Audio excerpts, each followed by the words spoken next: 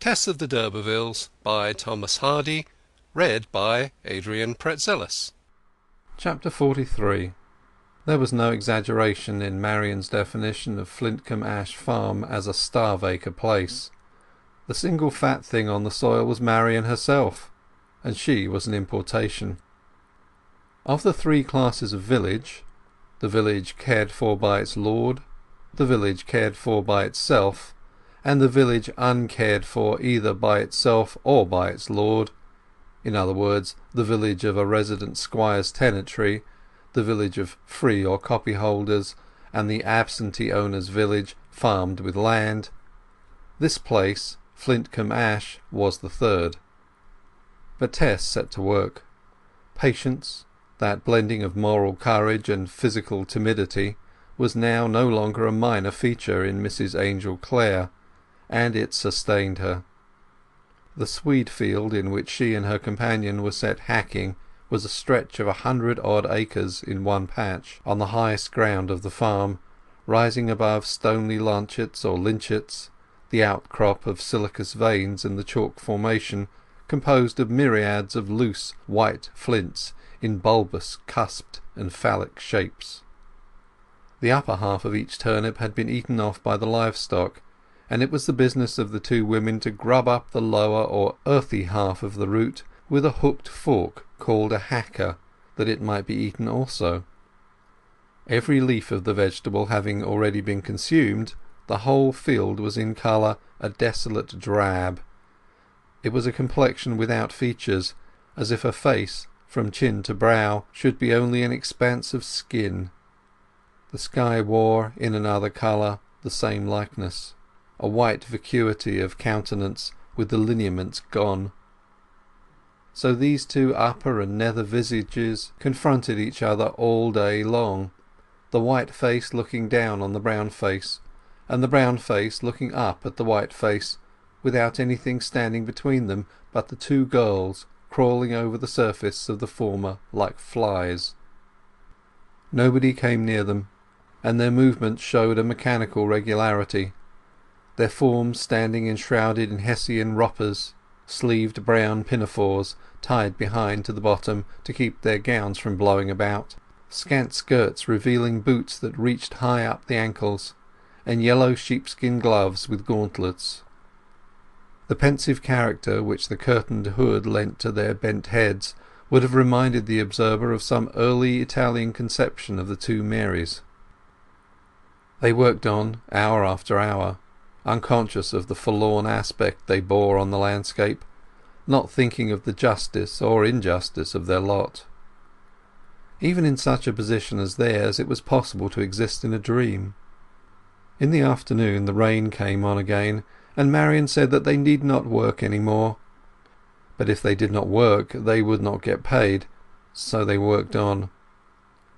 It was so high a situation, this field, that the rain had on no occasion to fall, but raced along horizontally upon the yelling wind, sticking into them like glass splinters till they were wet through.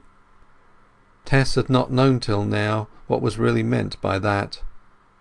There are degrees of dampness, and a very little is called being wet through in common talk.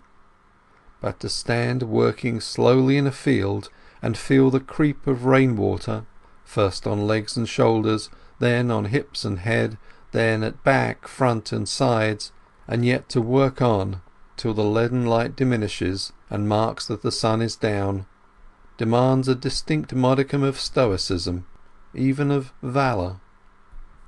Yet they did not feel the wetness so much as might be supposed.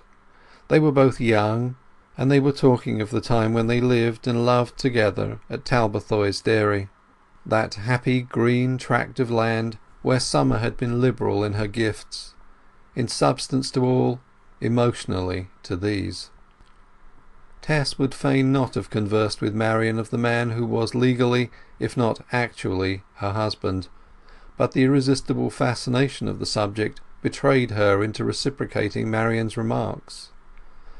And thus, as it has been said, though the damp curtains of their bonnets flapped smartly into their faces, and their wrappers clung about them to wearisomeness, they lived all this afternoon in memories of green, sunny, romantic Talbothays.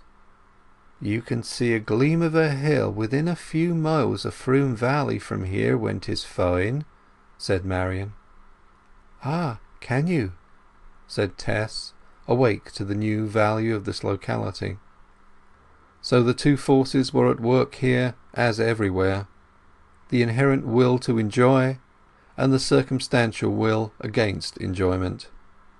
Marian's will had a method of assisting itself by taking from her pocket, as the afternoon wore on, a pint bottle corked with a white rag, from which she invited Tess to drink.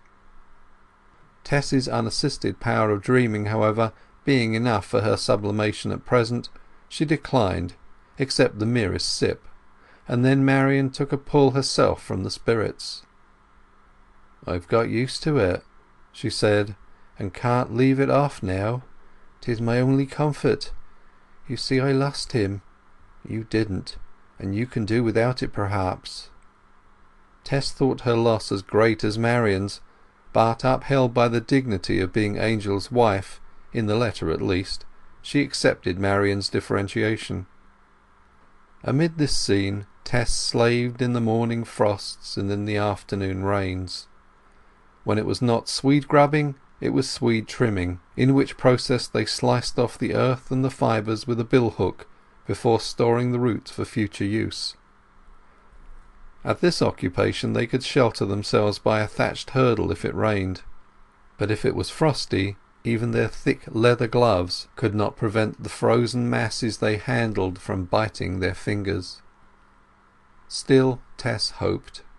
She had a conviction that sooner or later the magnanimity which she persisted in reckoning as a chief ingredient of Clare's character would lead him to rejoin her.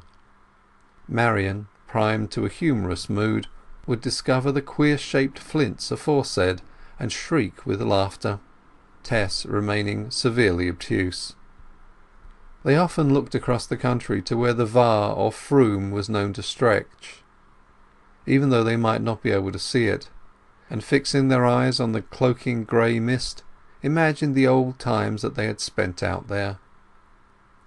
"Ah," said Marian, "how I should like another or two of our old set to come here, when we could bring up Talbothays every day here afield, and talk of of what nice times we had there, and all the things we used to know, and make it all come back again a'most, in seeming." Marian's eyes softened, and her voice grew vague as the visions returned. "I'll write to Izz Hewitt," she said. "She's biding at home doing nothing now, I know. And I'll tell her we be here, and ask her to come, and perhaps Retty is well enough now." Tess had nothing to say against this proposal, and the next she heard of the plan for importing old Talbothays joys was 2 or 3 days later, when Marian informed her that Izz had replied to her inquiry and had promised to come if she could. There had not been such a winter for years.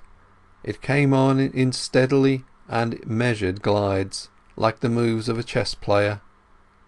One morning the few lonely trees and the thorns of the hedgerows appeared as if they had put off a vegetable for an animal integument. Every twig was covered with a white nap, as of fur grown from the rind during the night, giving it 4 or 5 times its usual stoutness, the whole bush or tree forming a staring sketch in white lines on the mournful grey of the sky and horizon. Cobwebs revealed their presence on sheds and walls where none had been observed, till brought out into visibility by the crystallizing atmosphere, hanging like loops of white worsted from salient points of the outhouses, posts and gates. After this season of congealed dampness came a spell of dry frost, when strange birds from behind the North Pole began to arrive silently on the upland of Flintcomb Ash. Gaunt spectral creatures with tragical eyes which had witnessed scenes of cataclysmal horror in inaccessible polar regions of a magnitude such as no human being has ever conceived, in curdling temperatures that no man could endure, which had beheld the crash of icebergs, and the slide of snow hills by the shooting light of the aurora, been half blinded by the whirl of colossal storms and terraqueous distortions, and retained the expression of feature such scenes had engendered. These nameless birds came quite near to Tess and Marian, but of all they had seen which humanity would never see, they brought no account. The traveller's ambition to tell was not theirs, and with dumb impassivity they dismissed experiences which they did not value for the immediate incidents of this homely upland, the trivial movements of the two girls in disturbing the clods with their hackers so as to uncover something or other that these visitants relished as food. Then one day a peculiar quality invaded the air of this open country. There came a moisture which was not of rain, and a cold which was not of frost. It chilled the eyeballs of the twain, made their brows ache, penetrated to their skeletons, affecting the surface of the body less than its core. They knew that it meant snow, and in the night the snow came. Tess, who continued to live at the cottage with the warm gable that cheered any lonely pedestrian who paused beside it, awoke in the night and heard above the thatch noises which seemed to signify that the roof had turned itself into a gymnasium of all the winds. When she lit her lamp to get up in the morning, she found that the snow had been blown through a chink in the casement, forming a white cone of the finest powder against the inside, and had also come down the chimney, so that it lay sole deep upon the floor, on which her shoes left tracks when she moved about. Without, the storm drove so fast as to create a snow mist in the kitchen, but as yet it was too dark out of doors to see anything. Tess knew that it was impossible to go on with the Swedes, and by the time she had finished breakfast beside the solitary little lamp, Marian arrived to tell her that they were to join the rest of the women at reed drawing in the barn till the weather changed. As soon, therefore, as the uniform cloak of darkness without began to turn into a disordered medley of greys, they blew out the lamp, wrapped themselves up in their thickest pinners, tied their woollen cravats round their necks and across their chests, and started for the barn. The snow had followed the birds from the polar basin as a white pillar of a cloud, and individual flakes could not be seen.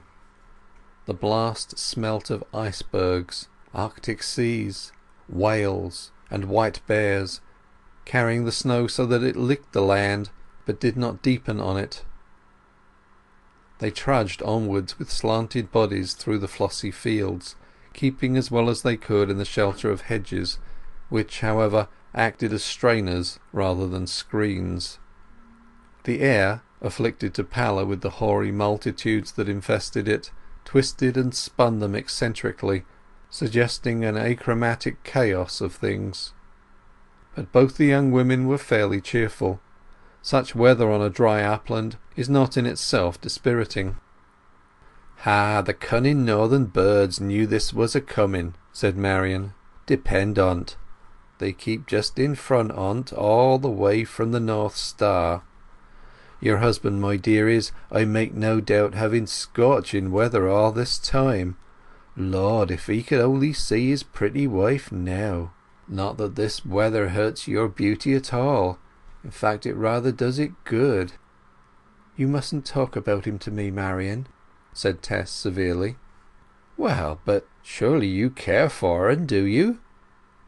Instead of answering, Tess, with tears in her eyes, impulsively faced in the direction in which she had imagined South America to lie, and putting up her lips, blew out a passionate kiss upon the snowy wind. "Well, well, I know you do, but, 'pon my body, it is a rum life for a married couple. There, I won't say another word. Well, as for the weather, it won't hurt us in the wheat barn, but reed drawing is fearful hard work, worse than swede hacking. I can stand it because I'm stout, but you be slimmer than I. I can't think why Maister should have set 'ee at it." They reached the wheat barn and entered it. One end of the low structure was full of corn. The middle was where the reed drawing was carried on, and there had already been placed in the reed press the evening before as many sheaves of wheat as would be sufficient for the women to draw from during the day. "Why, here's Izz," said Marian. Izz it was, and she came forward. She had walked all the way from her mother's home on the previous afternoon, and, not deeming the distance so great, had been belated, arriving, however, just before the snow began, and sleeping at the alehouse. The farmer had agreed with her mother at market to take her on if she came to-day, and she had been afraid to disappoint him by delay. In addition to Tess, Marian and Izz, there were two women from a neighbouring village, two Amazonian sisters, whom Tess with a start remembered as Dark Car, the Queen of Spades, and her junior, the Queen of Diamonds, those who had tried to fight with her in the midnight quarrel at Trantridge. They showed no recognition of her, and possibly had none, for they had been under the influence of liquor on that occasion, and were only temporary sojourners there as here. They did all kinds of men's work by preference, including well sinking, hedging, ditching and excavating, without any sense of fatigue. Noted reed drawers they were too, and looked round upon the other three with some superciliousness.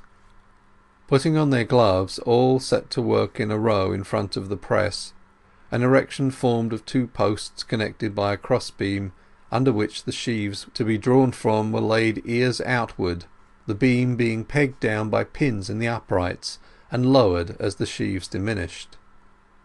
The day hardened in colour, the night coming in at the barn doors upwards from the snow instead of downwards from the sky. The girls pulled handful after handful from the press, but by reason of the presence of the strange women, who were recounting scandals, Marian and Izz could not at first talk of old times as they wished to do.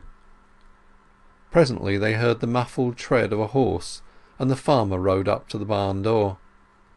When he had dismounted he came close to Tess, and remained looking musingly at the side of her face. She had not turned at first, but his fixed attitude led her to look around, when she perceived that her employer was the native of Trantridge from whom she had taken flight on the high road because of his allusion to her history. He waited till she had carried the drawn bundles to the piles outside, when he said— "So you be the young woman who took my civility in such ill part. Be drowned if I didn't think you might be as soon as I heard of your being hired. Well, you thought you had got the better of me the first time at the inn with your fancy man, and the second time on the road when you bolted, but now I think I've got the better of you," he concluded with a hard laugh. Tess, between the Amazons and the farmer, like a bird caught in a clap net, returned no answer, continuing to pull the straw. She could read the character sufficiently well to know by this time that she had nothing to fear from her employer's gallantry. It was rather the tyranny induced by his mortification at Clare's treatment of him. Upon the whole she preferred that sentiment in man, and was brave enough to endure it. "You thought I was in love with 'ee, I suppose. Some women are such fools to take every look as serious earnest. But there's nothing like a winter afield for taking that nonsense out of the young wenches' heads, and you've signed on and agreed till Lady Day. Now, are you going to beg my pardon?" "I think you ought to beg mine."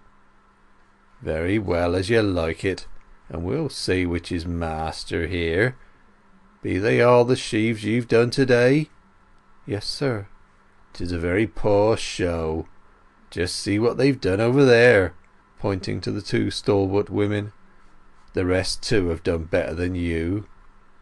"They've all practised it before, and I have not. And I thought it made no difference to you, as it is task work, and we are only paid for what we do." "Oh, but it does.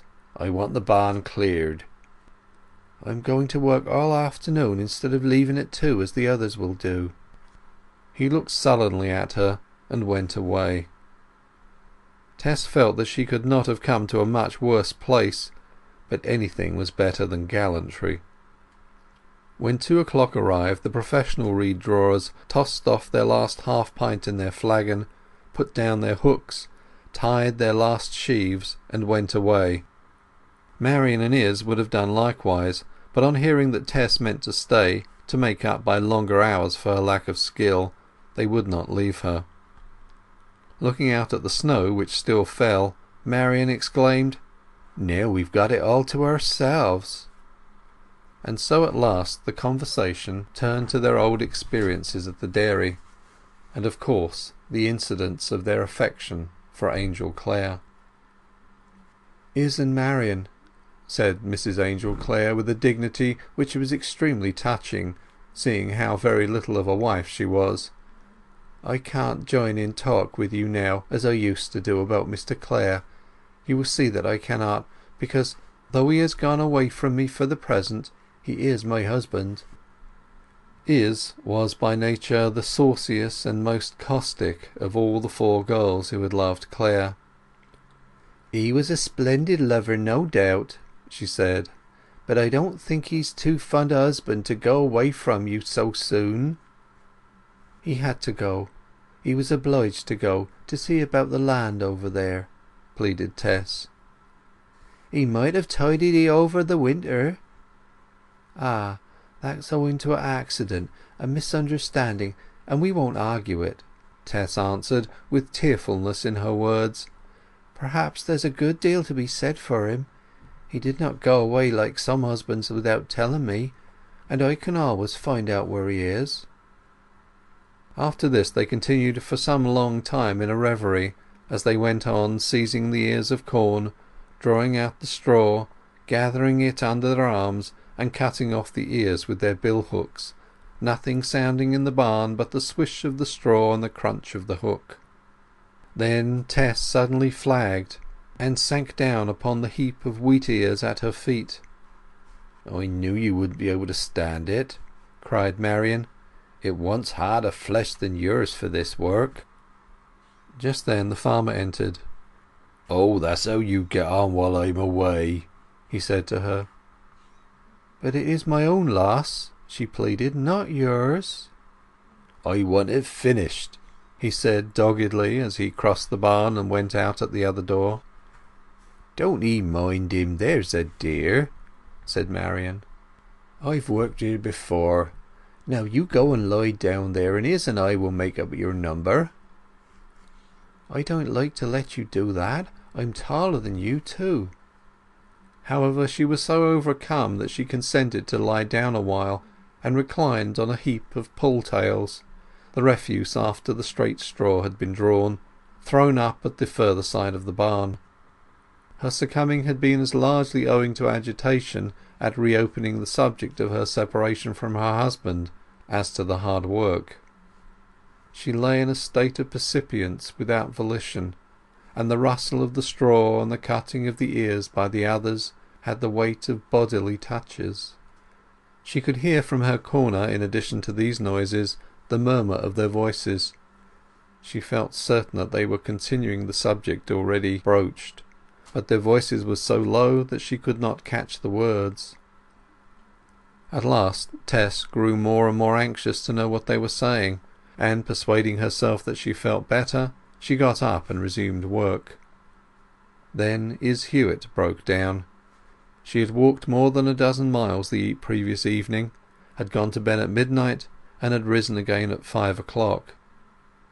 Marian alone, thanks to her bottle of liquor and her stoutness of build, stood the strain upon back and arms without suffering. Tess urged Izz to leave off, agreeing as she felt better to finish the day without her, and make equal division of the number of sheaves. Izz accepted the offer gratefully, and disappeared through the great door into the snowy tract to her lodging. Marian, as was the case every afternoon at this time on account of the bottle, began to feel in a romantic vein. "I should not have thought it of him, never," she said in a dreamy tone. "And I loved him so.